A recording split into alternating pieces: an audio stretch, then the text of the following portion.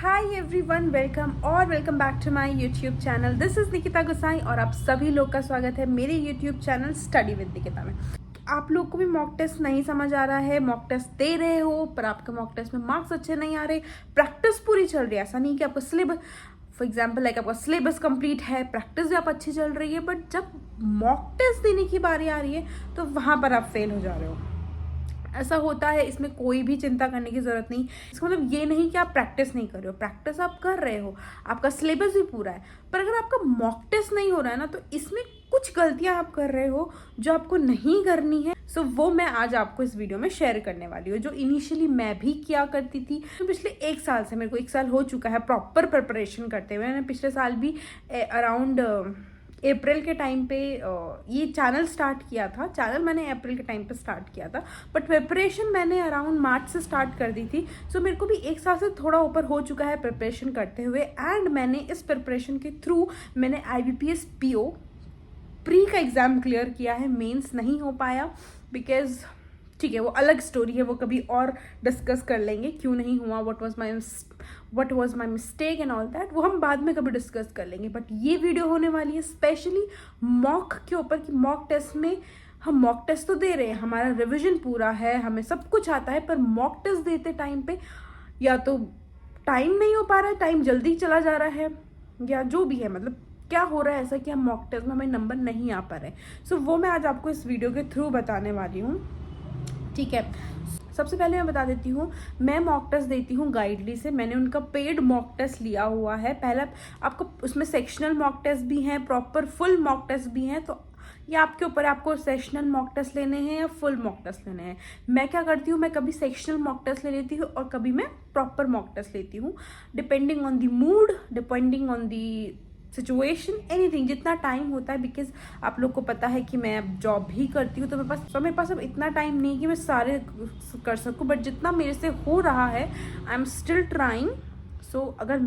सो आप लोग भी कर सकते हो। मैं आपको बता मैंने तो आप लोग कोई से भी मॉक टेस्ट ले लो, आप गाइडली के ले लो, आप कहीं से भी मॉक टेस्ट ले लो, और आपको अगर स्कोर आ रहा है सिर्फ 30-40, दैट इज़ नॉट इनफ। आपको पता है कि आपको अगर क्लियर करना है तो आपको अराउंड 60-66 से ऊपर तो आने ही चाहिए, तभी आप अपना प्री क्लियर कर पाओगे, ठीक है। अगर 30-40 आपका स्कोर आ रहा है तो आप कुछ गड़बड़ कर रहे हो जो आपको नहीं पता है। चलो फिर मैं आपको थोड़ा बहुत बताती हूँ। आप लोग क्या करते हो, जैसे चलो आप लोग का मुझे नहीं पता, मैं अपना बताती हूँ। मैं क्या करती थी पहले, मैंने मॉक टेस्ट दिया, ठीक है। उसमें मेरा इनिशियली बहुत कम स्कोर आता था, to be very honest, touchwood, मेरा लॉजिकल रीजनिंग बहुत अच्छा था, तो उसमें मैं फिर भी कवर कर लिया करती थी। बट क्वांट्स में मैं एक ही क्वेश्चन में, लाइक आप DI की बात करो, ठीक है, DI में ही मैं 5, 7, 8 मिनट्स लगा देती थी, विच इज़ नॉट गुड। इसीलिए तो नंबर नहीं आ रहे, क्योंकि हम एक ही क्वेश्चन में इतना टाइम इन्वेस्ट कर दे रहे हैं, हमें ट्रिक्स नहीं आ रही हैं, हमें ये नहीं हो रहा, मतलब जो भी है हमसे वो नहीं हो रहा है। इनिशियली मेरे नंबर आते थे अराउंड 30-40 भी बहुत मुश्किल से आते थे, बट फिर मैंने कुछ अपनी गलतियां देखी, मैंने यूट्यूब वीडियोस देखी कि मेरे को मॉक्स में क्यों नहीं नंबर आ रहे हैं, क्या प्रॉब्लम है, क्या मैं गलत कर रही हूँ या कहाँ मैं गलत जा रही हूँ। बिकॉज वहीं सिलेबस की बात करो, सिलेबस फुल कंप्लीट है, रिविजन की बात करो, रिविजन बढ़िया चल रहा है, प्रैक्टिस बहुत बढ़िया चल रही है, बट मॉक टेस्ट में नंबर ही नहीं आ रहे हैं, तो जो कि फिर वेस्ट है ना सब कुछ। अगर मॉक टेस्ट में नंबर नहीं आ रहे हैं तो सब कुछ वेस्ट है, क्योंकि हमें रियल टाइम में जो एग्जाम टाइम है वो तो हमें सेम टाइम मिलेगा जितना मॉक टेस्ट में मिलता है, 1 घंटा 60 मिनट्स ही मिलेगा, और 100 क्वेश्चन वहाँ पर भी होंगे 100 नंबर के, है ना। सो मॉक टेस्ट देने से हमें अपनी वो पता चल जाएगा ना कि हम एग्जाम में कर भी पाएंगे या नहीं। सो मैं आपको बताती हूँ कि आप लोग कहाँ गलत जा रहे हो, या फिर मैं ये नहीं बोलूँगी आप लोग कहाँ गलत जा रहे हो, मैं कहाँ गलत जा रही थी, मे बी आप लोग भी थोड़ा बहुत वही गलती कर रहे होंगे। सो ठीक है गाइस, तो जो हम गलती कर रहे हैं ना, अपने मॉक टेस्ट को अच्छे से एनालाइज नहीं कर रहे, एनालिसिस नहीं कर रहे मॉक टेस्ट। हमने मॉक टेस्ट दिया, हमें नंबर अच्छे नहीं है, हम डिसअपॉइंट होके चले गए, हम दूसरी क्लासेस देने लग गए, या फिर हम 1 घंटे तक बिल्कुल ही डिप्रेशन में चले गए कि हमारे तो मॉक टेस्ट में मार्क्स ही नहीं आ रहे, क्या होगा क्या नहीं होगा। ये सब नहीं करना है आपको। जैसे आपने 1 घंटे का मॉक टेस्ट दिया, प्लस आप 1 आवर दे दो उसको एनालाइज करने के लिए।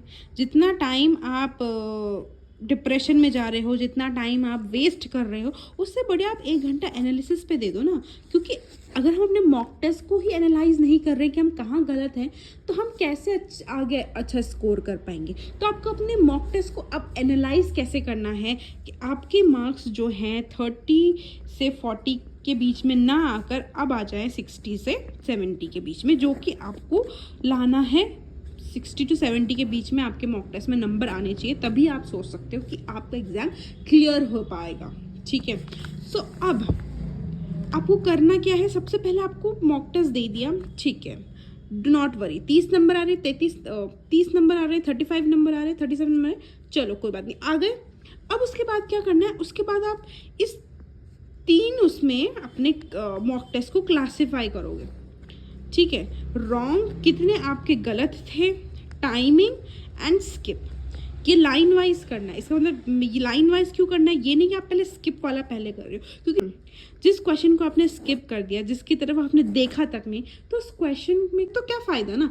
तो आपको वो बाद में देखना है। सबसे पहले आपको क्या देखना है कि जो क्वेश्चन आपने अटेम्प्ट किया है वो गलत क्यों हुआ है, क्या आपने क्या कमी रह गई, क्या आपने ट्रिक सही नहीं यूज़ करी, क्या आपकी कैलकुलेशन मिस्टेक रह गई। अगर आप एलआर में कर रहे हो तो कहाँ पर आपने पढ़ने में गलती कर दी, क्योंकि एलआर में थोड़ा बहुत गलती ना वहाँ भी हो जाती है कि जहाँ पर हम थोड़ा बहुत मिस्टेक कर लेते हैं पढ़ने के टाइम पे। जो उसमें पजल्स होते हैं, पजल्स में कुछ मिस्टेक कर लिया, डायरेक्शन हमने नॉर्थ साउथ इसमें मिस्टेक कर लिया, तो हमें देखना है कि हम कहाँ गलत थे। क्वेश्चन में जो हमने अटेम्प्ट तो किया, फुल कॉन्फिडेंटली अटेम्प्ट किया, बट हम गलत कहाँ थे, उसमें हमने क्या गलती करी, उसको अच्छे से एनालाइज करना है। तो सबसे पहले वो देखना है कि हमने जो क्वेश्चंस अटेम्प्ट करे हैं वहाँ पर हम कहाँ कहाँ पे गलत थे। तो सबसे पहले हम देखेंगे अपने रॉन्ग क्वेश्चंस।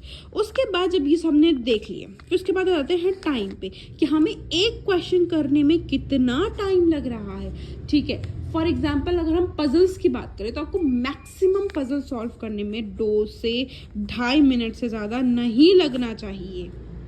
ठीक है, एक पजल सॉल्व करने में आपको 2 से 2.5 मिनट से ज़्यादा नहीं लगना चाहिए। सिमिलरली डीआई की अगर हम बात करें तो डीआई में भी आपको 3 मिनट से ज़्यादा नहीं लगना चाहिए, 3-3.5 मिनट से ज़्यादा आपको डीआई में नहीं लगना चाहिए है। ठीक है, डीआई सॉल्व करने में, क्योंकि ये तो सिर्फ सॉल्व करना है, उसके बाद जिसके क्वेश्चन हैं उसमें और टाइम लगता है, तो ये सिर्फ सॉल्व करने की बात हो रही है। ठीक है, तो आपको टाइम का भी बहुत ध्यान रखना है, टाइम प्लस एक्यूरेसी, क्योंकि टाइम इम्पॉर्टेंट है, पर टाइम से ज़्यादा इम्पॉर्टेंट है एक्यूरेसी। अगर आप एक्यूरेट ही नहीं हो, अगर आपके आंसर्स एक्यूरेट नहीं है, तो टाइम का क्या कर लोगे आप, है ना। आपने टाइम, ऐसा भी नहीं है कि टाइम में फटाफट करके आप गलत कर रहे हो, नहीं। पहले आप अपनी एक्यूरेसी पे ध्यान दो कि आप कहाँ गलत जा रहे हो, फिर आप अपने टाइम पे ध्यान दो। ठीक है, अब ये दोनों आपने अपने मॉक टेस्ट में अच्छे से एनालाइज कर लिया। उसके बाद आप जाओगे जो आपने क्वेश्चन स्किप कर रहे हैं, कि आपने वो क्वेश्चन स्किप क्यों करा है और उसमें क्या ट्रिक लगी है या फिर क्या है, उसकी आप और प्रैक्टिस करो। उन क्वेश्चंस जो आपने स्किप करे ना, अब ऐसा है कि स्किप करे तो इसका मतलब ये तो है नहीं कि एग्जाम में आएंगे नहीं। एग्जाम में तो जो क्वेश्चन एग्जामिनर देना चाहेगा हर कुछ क्वेश्चन आएगा, आपने स्किप कर दिया। अब वैसे ही आप 3-4 क्वेश्चंस रिवाइज कर दो उस दिन, है ना, उसी टाइप के 3-4 क्वेश्चन आप रिवाइज कर दो, सिंपल। तो जो मैंने आपको ट्रिक बताई है ना, वो आप बस 1 हफ्ता यूज़ करके देख लो। आप, मैं ये नहीं बोलूँगी आपको डे 1 में ही आपको रिजल्ट्स दिख जाएंगे कि आपने एक दिन में ही सब कर दिया और अगले दिन आपको 60+ आ गया, नहीं। आप ये 1 हफ्ता करके देख लो and you will yourself see the changes. ठीक है, मैं आपको गारंटी दे रही हूँ कि अगर आपने सेम ऐसे ट्रिक से करा, पहले आपने गलत क्या हुआ है वो देखा, फिर आपने टाइम पे ध्यान दिया एंड देन आपने स्किप वाले जो थे इसकी प्रैक्टिस करी, अगर आपने उस तरीके से ये फॉलो किया, तो मैं आपको गारंटी दे रही हूँ कि आप अगले 1 हफ्ता या 10 दिन बाद आप भी अपने मॉक टेस्ट में 60+ स्कोर करने लग जाओगे। सो ये ट्रिक आप अच्छे से फॉलो करो। ठीक है, कंडीशन अप्लाइड ये है, ये नहीं कि आपने पहले ऐसे मॉक टेस्ट दे दिया और भैया सिलेबस तो कंप्लीट ही नहीं हो रखा है जी, प्रैक्टिस चल ही नहीं रही है, बस मॉक टेस्ट में निकिता ने बोला था कि ये सब करना है तो ये सब कर लेते हैं, आपके हो रहे हैं सारे गलत हो रहे हैं, तो भाई आपकी प्रैक्टिस ही नहीं है। तो पहले आप ये कंडीशन अप्लाइड ये है कि आपका सिलेबस पूरा कंप्लीट होना चाहिए, आपका रिविजन बढ़िया होना चाहिए और आपकी प्रैक्टिस बढ़िया होनी चाहिए। ठीक है, तब आप ये तीनों चीज़ें फॉलो करो। अगर नहीं हुआ तो फिर कमेंट सेक्शन में बता देना कि हुआ है कि नहीं हुआ, बिकॉज आई गारंटी यू कि ये हो जाएगा। ठीक है, सो या that is it for this video and I hope you like this. आपके लिए ये वीडियो हेल्पफुल रहा होगा। और भी कुछ आपको कुछ भी हेल्प चाहिए हो, कुछ भी वीडियो से रिलेटेड, कुछ भी banking, sorry not video, banking से रिलेटेड आपको कुछ भी क्वेश्चन पूछना हो, क्या कब एग्जाम है, क्या है, कैसे करना है, क्या करना है, आप मुझे बस कमेंट कर देना। I will reply to your comment, ठीक है। So that is it. Thank you for watching and all the best.